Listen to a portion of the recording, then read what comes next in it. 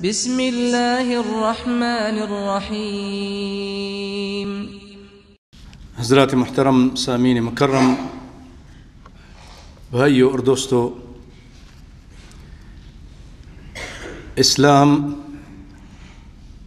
ایک مکمل ضابطۂ حیات اور ایک مکمل دین ہے۔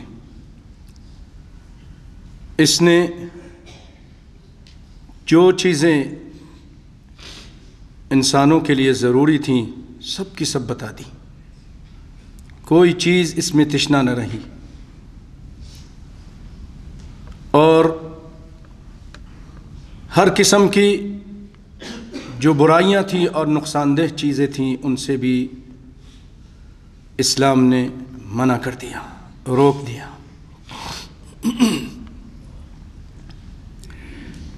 اور یہ دین مکمل ہوا کائنات کے امام صلی اللہ علیہ وسلم پر۔ اب اس کے بعد کسی کی یہ مجال نہیں کہ وہ اس دین میں کوئی نئی چیز ایجاد کرے۔ اسلام نے سختی کے ساتھ اس سے منع کیا۔ قرآن میں اللہ تعالیٰ نے فرمایا وَمَا آتَاكُمُ الرَّسُولُ فَخُذُوهُ وَمَا نَهَاكُمْ عَنْهُ فَانْتَهُوا، جو اللہ کے رسول تم کو دے دیں اور جو کچھ تم کو اللہ کے رسول دے دیں، فَخُذُوهُ، اس کو لے لو، وَمَا نَهَاكُمْ عَنْهُ فَانْتَهُوا، جس سے اللہ کے رسول تم کو منع کر دیں اس سے رک جاؤ۔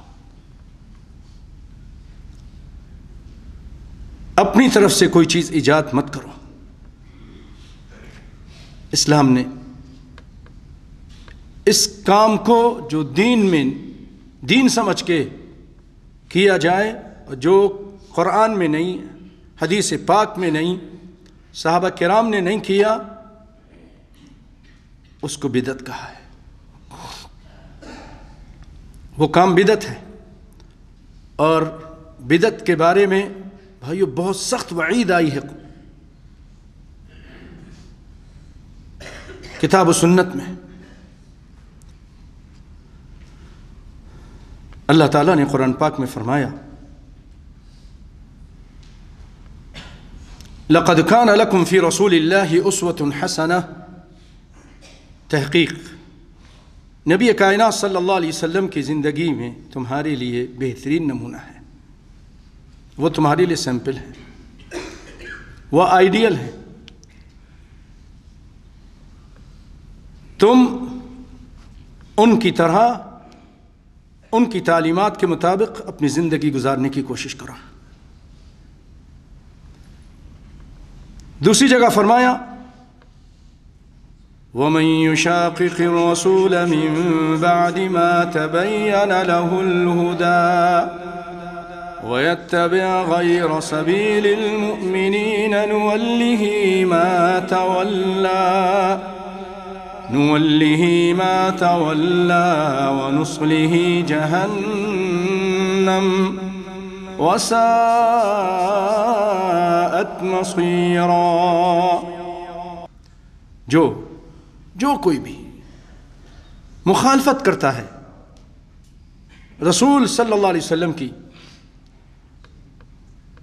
اس کے بعد کہ ہدایت اس کے سامنے واضح ہو گئی، اللہ اس کے رسول کی باتیں واضح ہو گئیں، قرآن و سنت کی تعلیمات سے اس تک بات پہنچ گئی،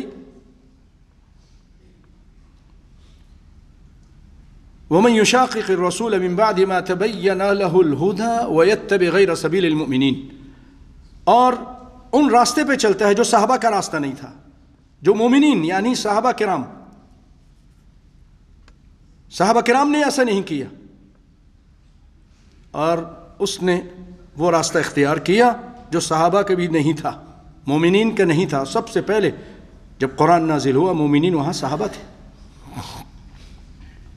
نُوَلِّهِ مَا تَوَلَّى وَنُصْلِهِ جَهَنَّمَ، جدھر جاتا اس کو چلائیں گے ادھر ہی، جدھر جاتے ہیں، اور اس کو جہنم میں پہنچائیں گے۔ اسی لیے آپ صلی اللہ علیہ وسلم نے فرمایا من احدث فی امرنا هذا ما لیس منه فهو رد، جس نے کوئی نیا کام کیا، چاہے وہ کتنا ہی خوبصورت آپ کو نظر آئے اور کتنا ہی لوگ اس کے بارے میں باتیں کریں اور کتنا ہی زیادہ لوگ کرنے والے ہوں، بلکہ پوری دنیا اگر وہ کر رہی ہو، اور قرآن میں اور حدیث میں وہ چیز نہیں تو باطل ہے، قرآن اور سنت کے خلاف ہے تو وہ باطل کام ہے، چاہے کہ پوری دنیا کر رہی ہو۔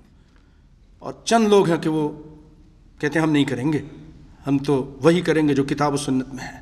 تو یہ چند ہوں یا ایک آدمی ہو، پوری ایک آدمی ہو، وہ حق پر ہے اور باقی سب باطل ہیں۔ یاد رکھیے گا، قال اللہ قال الرسول، اللہ تعالیٰ نے ہماری ہدایت کے لیے آسمان سے دو چیزیں اتاری ہیں، ایک اللہ کی کتاب، دوسری محمد صلی اللہ علیہ وسلم کے فرامین۔ اللہ کی کتاب بھی اللہ کی طرف سے، کائنات کے امام کے فرامین بھی اللہ کی طرف سے۔ کیوں؟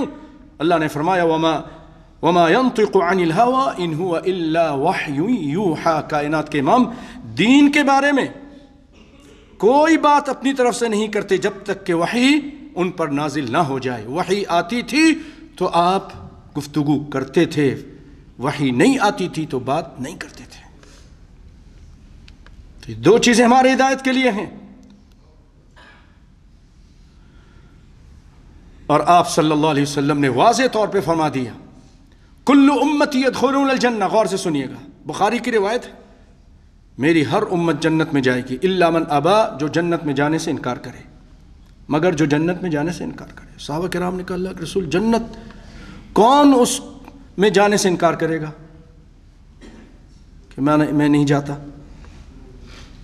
تو آپ صلی اللہ علیہ وسلم نے فرمایا من اطاعنی دخل الجنہ، جو میری اطاعت کرے گا، میری بات مانے گا، وہ تو جنت میں جائے گا، اور جو میری بات نہیں مانے گا، میرے فرمان کو، میری سنت کو، میرے طریقے کو چھوڑ دے گا، ٹھوکر مار دے گا، لوگوں کی بات کو لے لے گا،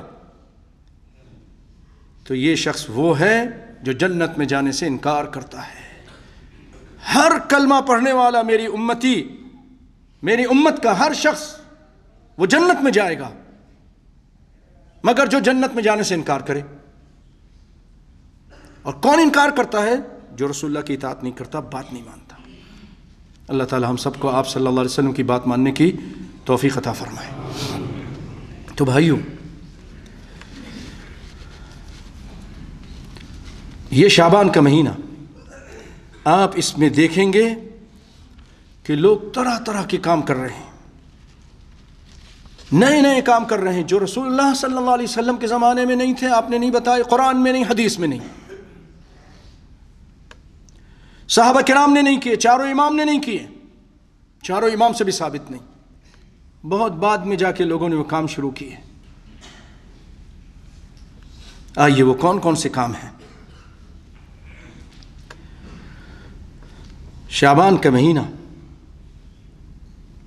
یہ ایک بابرکت مہینہ ہے، اس کی فضیلت آئی ہے، میں انشاءاللہ آخر میں بیان کروں گا، لیکن جو آج لوگوں کا حال ہے وہ یہ ہے کہ ہم جو نبی کا طریقہ وہ چھوڑ کر، جو نبی کائنات صلی اللہ علیہ وسلم اس مہینے میں کرتے تھے اس کو چھوڑ کر ہم نے اپنی طرف سے بہت ساری بدعتیں، نئے کام شروع کر لیے۔ مثلا اس شعبان کے مہینے میں ایک نماز پڑھی جاتی جس کا نام ہے صلاۃ الفیہ، ہزاری نماز،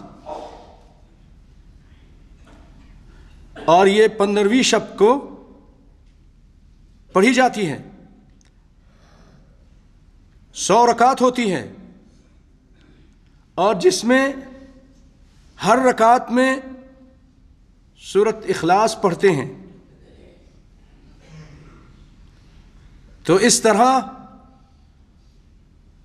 100 رکعت اور ہر رکعت میں 10، تو یہ 1000 مرتبہ سورۃ اخلاص یہ لوگ پڑھتے ہیں۔ اس کو اسی لیے اس کا نام الفیہ، کیونکہ 1000 مرتبہ اس میں سورہ فاتحہ کے بعد قل هو اللہ احد وہ پڑھی جاتی ہے۔ بھائیو، یہ نماز کائنات کے امام صلی اللہ علیہ وسلم سے ثابت نہیں، خلفائے راشدین سے، ابو بکر، عمر، عثمان، علی، دیگر صحابہ کرام سے نہیں ثابت، وہ نہیں کرتے تھے۔ لیکن آج ہم واٹس ایپ پہ چیزیں دیکھتے ہیں، لوگ اس طرح کی چیزیں بھیج دیتے ہیں، اور ہم جذبے میں آ کر، شوق میں آ کر، اور اس سے قطع نظر کہ یہ صحیح ہے کہ نہیں ہے، عمل کا ایک جذبہ ہوتا ہے، لوگوں کو دیکھا دیکھی بھی، ہم وہ عمل شروع کر دیتے ہیں۔ بھائیو، یہ موضوع کہتے ہیں جھوٹی، یہ جھوٹی روایت ہے، اور یہ سیدنا علی رضی اللہ تعالیٰ عنہ کی طرف منسوب ہے۔ علامہ ابن الجوزی نے اپنی کتاب الموضوعات، یعنی وہ کتاب ایک لکھی تھی انہوں نے جس کے اندر صرف جھوٹی روایتیں جمع کر کے لوگوں کو ہوشیار کرنے کے لیے کتاب لکھی۔ اب انہوں نے تو اچھی نیت سے لکھی تھی کہ لوگ اس سے ہوشیار رہیں، اگر میں نہیں لکھوں گا، میں اس کے بارے میں نشاندہی نہیں کروں گا، تو لوگ، کیونکہ بہت سارے بدعتی، بہت سارے یہ رافضی اس زمانے میں دین اسلام کے اندر یہودی اپنی طرف سے روایتیں گھڑ گھڑ کے ڈالنے کی کوشش کر رہے تھے، تو اللہ کے یہ نیک بندے، یہ محدثین، حدیث کے خادم، ان لوگوں نے صحیح حدیث کو الگ کیا، ضعیف کو الگ کیا، موضوع کو الگ کیا۔ یہ اللہ کے فضل و کرم سے انہوں نے کیا، ابن الجوزی نے، لیکن انہوں نے ایک اچھے مقصد کے لیے کیا تھا، لیکن بعد میں آنے والے لوگوں کو خوش کرنے کے لیے، لوگوں کو بتانے کے لیے، دیکھو ہم ایسی ایسی چیزیں بیان کرتے ہیں عام لوگوں کو معلوم ہی نہیں ہے، اور وہ لا کر موضوعات کو بیان کرتے ہیں، جھوٹی روایت کو بیان کرتے ہیں۔ آپ صلی اللہ علیہ وسلم فرماتے ہیں، من کذب علی متعمدا فلیتبوأ مقعدہ من النار، جو مجھ پر جان بوجھ کے ایک شخص کو معلوم ہے، مثلا مولوی کو معلوم ہے، خطیب صاحب کو معلوم ہے، امام صاحب کو معلوم ہے، کسی اور لیکچرار کو معلوم ہے کہ یہ ساری موضوعات ہیں، لیکن لوگوں کو ان کے ایمان سے کھیلتا ہے اور لوگوں کو بیان کرتا ہے، ایسا کرو ایسا کرو، اور فلاں کتاب کے اندر ہے، ابن الجوزی نے لکھا ہے، وہ ذکر کیا انہوں نے، ارے انہوں نے تو یہ بھی تو لکھا ہے، یہ سب جھوٹی ہے۔ آدھی بات بیان کرتے ہیں، آدھی نہیں بیان کرتے ہیں۔ تؤمنون ببعض الکتاب وتکفرون ببعض، بعض پر ایمان لاتے ہو، بعض کا کفر کرتے ہو، یہ ایسا کرتے ہیں، چھپاتے ہیں حق، بتاتے نہیں ہیں۔ ایسے لوگ خیرخواہ ہو سکتے ہیں، بہت بڑے یہ دغاباز ہیں، اور آپ صلی اللہ علیہ وسلم کے فرمان کے مطابق آپ فرماتے ہیں کہ ایسے جو جان بوجھ کے کرتا ہے، ایک ہے نا کسی کو معلوم نہیں، کسی مولوی سے سنا اور جا کے بیان کر رہا ہے، اس کو بھی تحقیق کرنی چاہیے، یا کوئی واٹس ایپ پہ آ گیا تو آگے پہنچا رہا ہے، تحقیق کرنی چاہیے، نہ بھیجیں آگے جب تک آپ تحقیق نہ کر لیں، کسی عالم سے، اچھے عالم سے پوچھ نہ لیں۔ جان بوجھ کے اگر کوئی ایسی جھوٹی باتوں کو آگے پہنچاتا ہے اور اس کو معلوم بھی ہے کہ یہ جھوٹی ہے، موضوع ہے، تو اس کو چاہیے کہ جہنم میں اپنا ٹھکانہ بنا لے۔ آپ صلی اللہ علیہ وسلم کا یہ فرمان ہے، تو بھائیو دین ہے، کوئی معمولی چیز نہیں ہے، بہت ہوشیاری اس میں چاہیے۔